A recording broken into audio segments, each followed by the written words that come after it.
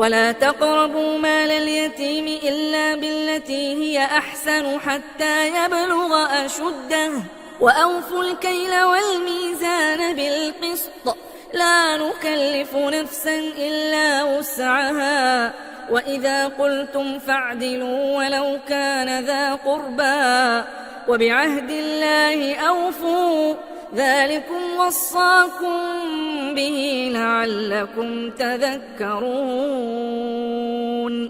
وأن هذا صراطي مستقيما فاتبعوه ولا تتبعوا السبل فتفرق بكم عن سبيله ذلكم وصاكم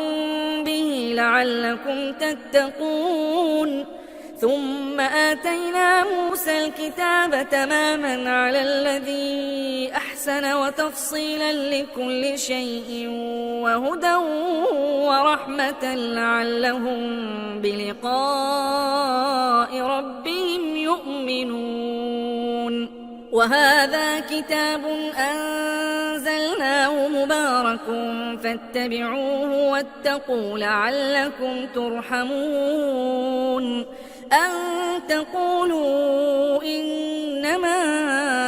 أنزل الكتاب على طائفتين من قبلنا وإن كنا عن دراستهم لغافلين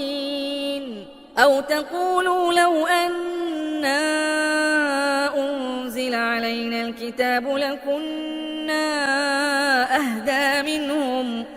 فقد جاءكم بينة من ربكم وهدى ورحمة